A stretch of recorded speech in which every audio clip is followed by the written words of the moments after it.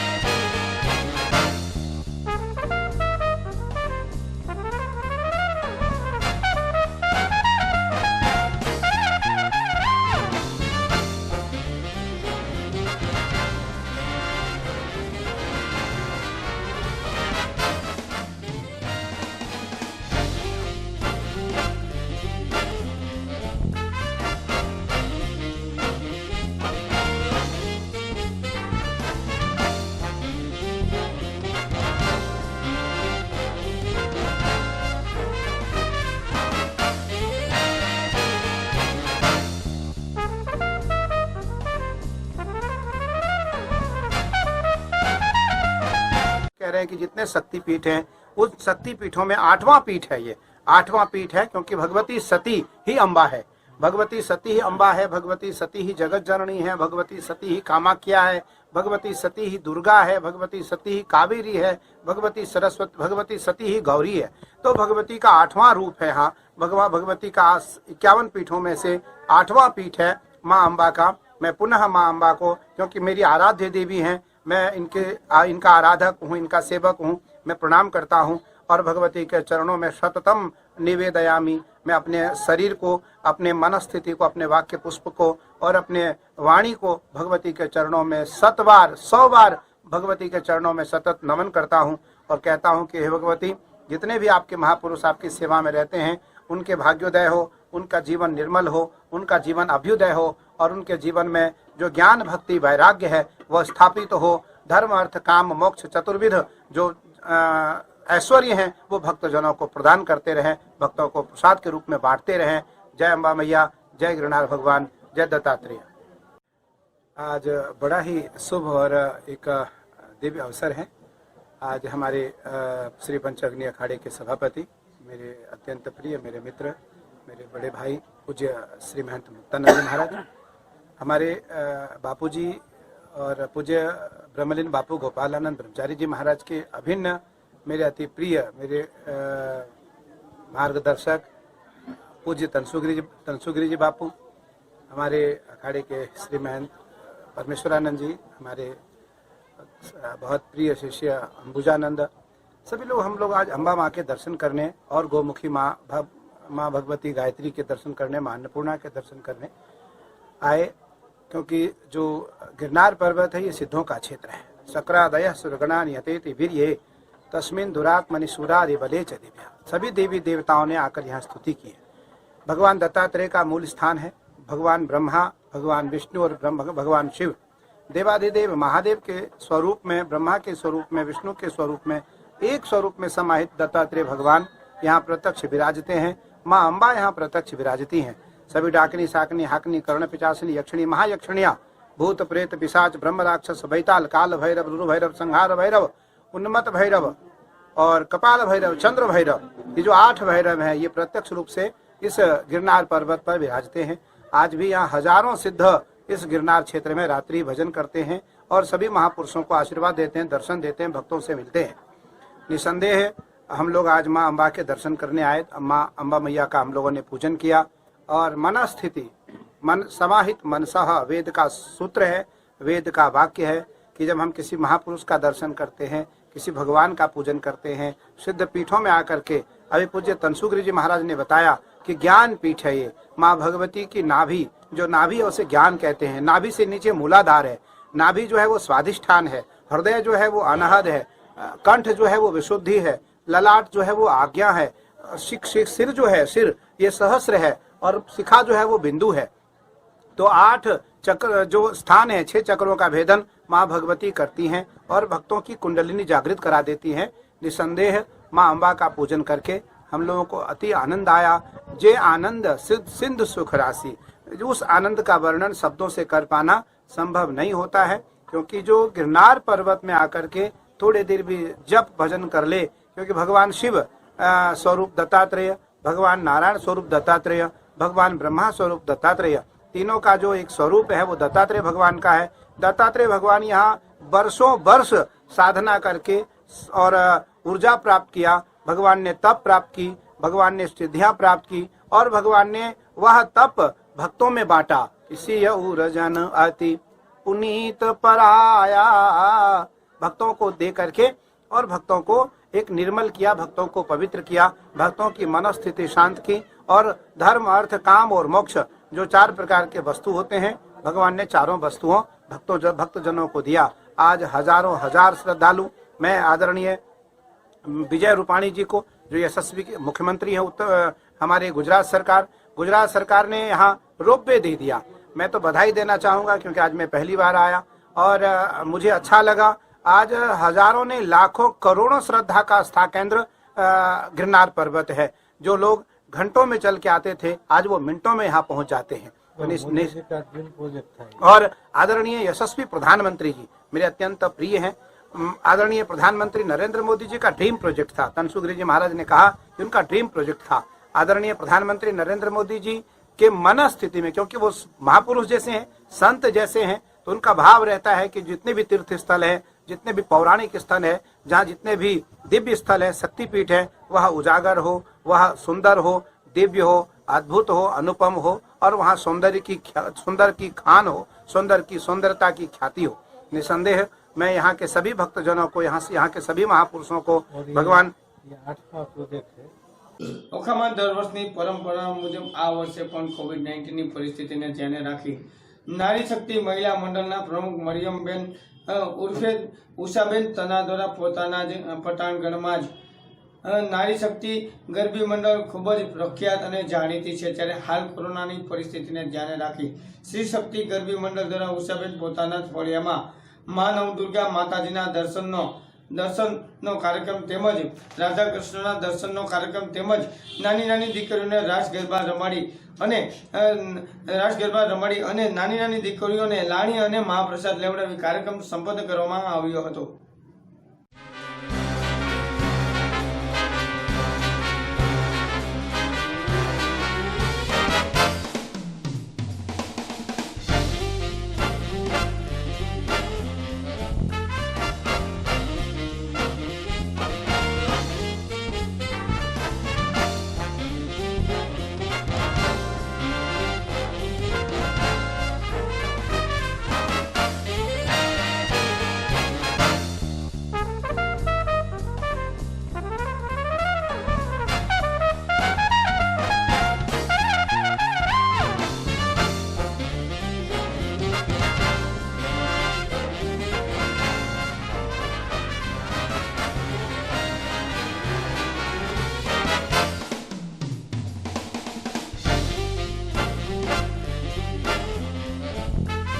બેન બાલમાં ઉર્ફે ઉષાબેન, આજે અમે 4 વર્ષથી આ ગરબી કરીએ છીએ।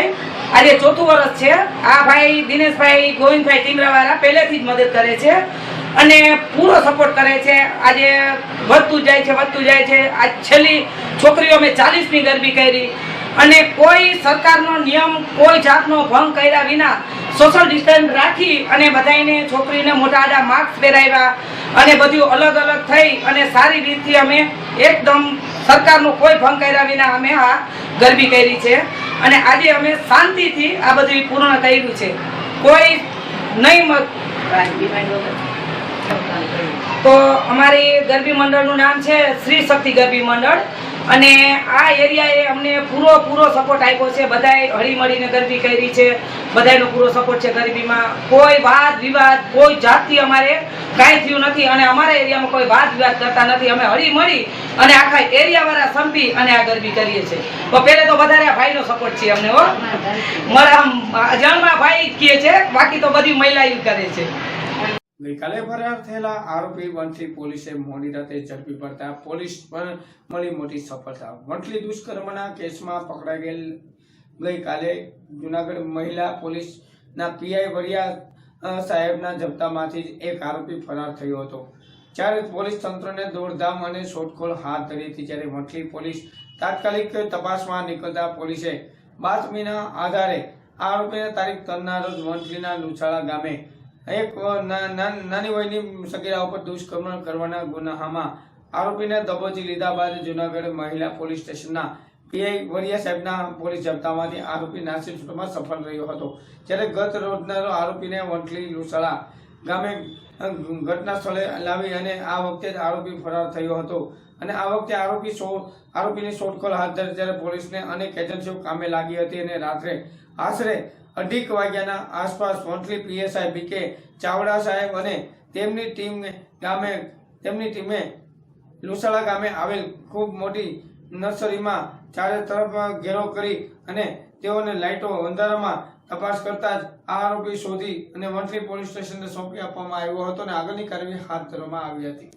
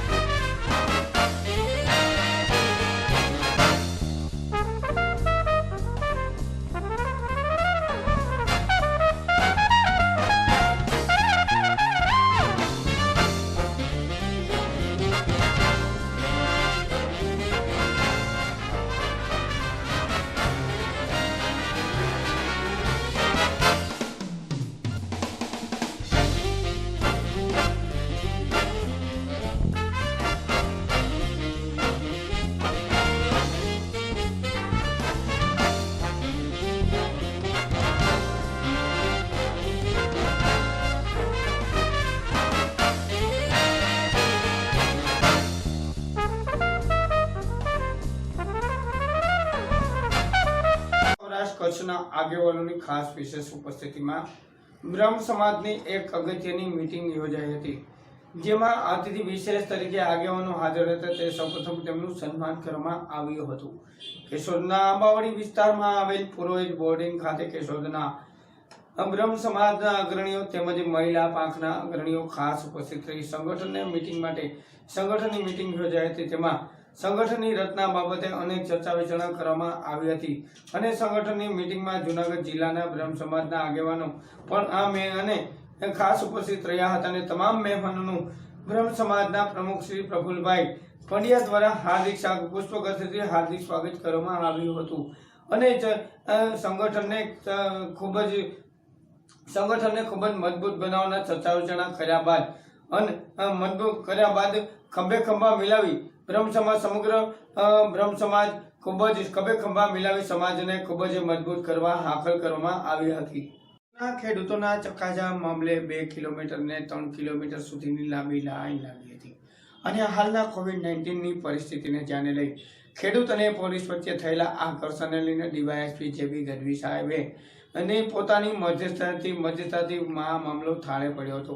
પોલીસે ઘટના સ્થળે જઈ અને ખેડૂતોના કઈ પ્રાણ પ્રશ્નો હતા તે તાત્કાલિક હલ કરવા ખાતરી આપતા જ મામલો અંતે ખાલે પડ્યો હતો.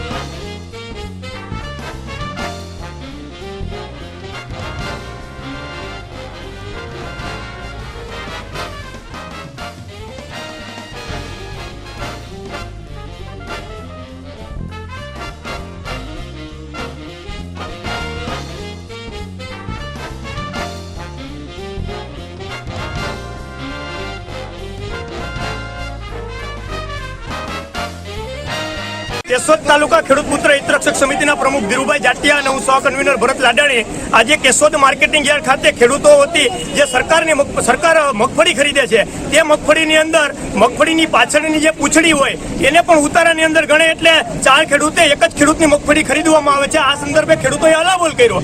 આ બાબતે રોડ રસ્તો ખુલ્લો કરી ખેડૂતોને ધાક ધમકી આપવા માટે કેશોદ પોલીસ અહીંયા સ્થળ ઉપર આવી અને મને ખુદને વ્યક્તિગત ખેડૂતના હિતની લડાઈ કરું છું, પાક વીમાની લડાઈ કરું છું. તુવેર કૌભાંડ અમે પકડ્યા એટલે કેશોદ પોલીસ સ્ટેશનના પીએસઆઈ ચુડાસમા સાહેબે મને એવા શબ્દનો ઉપયોગ કર્યો કે જે હું જાહેરમાં ન બોલી શકું કે મારો કાપી લેજે. એટલે આવા અધિકારીઓ આવી ઓવરચંડાઈ કરી અને ખેડૂતોને દબાવવા માંગે છે ને ભારતીય જનતા પાર્ટીના ઈશારે આવા ભ્રષ્ટાચારી અધિકારીઓ ખેડૂતને દબાવવા માંગે છે. કોઈ પણ કારણે અમે ચુડાસમાથી નહીં દબાઈએ, એસપી છે તો નહીં દબાઈએ અને ડીવાયએસપી ગઢવી છે તો પણ નહીં દબાઈએ. આ રસ્તો ખુલ્લો નહીં થાય ને નહીં થાય. તો આ હતા આજના સમાચારો. આવતીકાલે ફરી મળશું. ત્યાં સુધી રજા આપશો. નમસ્કાર.